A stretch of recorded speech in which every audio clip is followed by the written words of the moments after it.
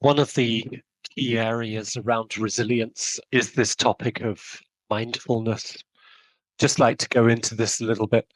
As we were saying in one of the previous clips, people who do yoga or Pilates, in your example, they do an hour of incredibly intensive exercises.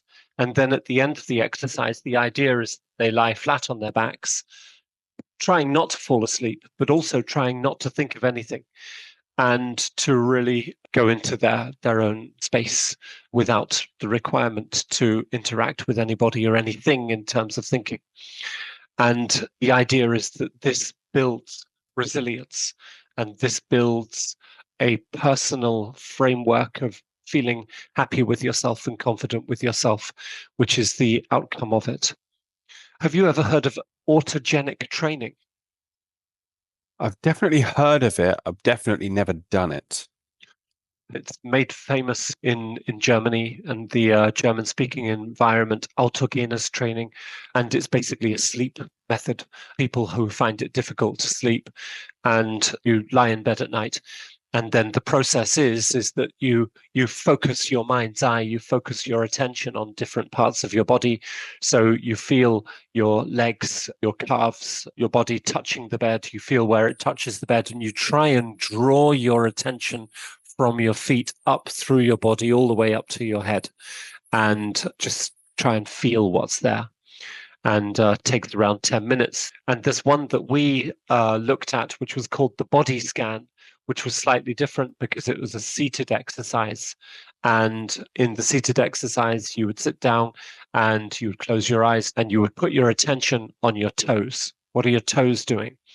And then you would move through the body. You would put your attention on your heels, try and feel your heels, your calves, your knees, yeah, where your bum hits the seat, the small of your back, your heart, and going up through the body and focusing on it for 10 seconds, 15 seconds, and just trying to feel what's there. So the idea is that this was a relaxation technique that gave you deep relaxation without falling asleep and gave your mind something to do which wasn't dealing with all of the rubbish that the day throws up. Do you do stuff like that? The autogenic technique for sleep, not specifically, but I have done the body scan.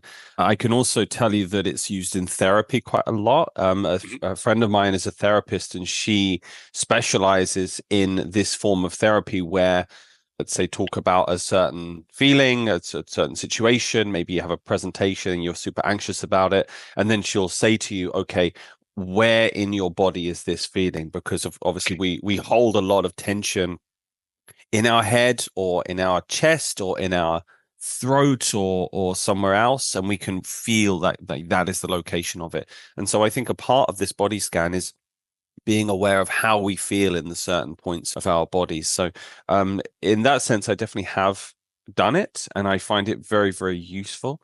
I think it's interesting because it takes us out of ourselves in some Yeah. sense. It takes us away from the thoughts that are whirring around our head. So what you said is, as much as anything, it just stops us from thinking and worrying and stressing about the problems we're having. Yeah. And in the next couple of clips, we'll have a look at different ideas that build on the same principle. But I think our reflection questions for this, firstly, have you ever tried something like this for yourself? Secondly, can you imagine doing so? Sounds good.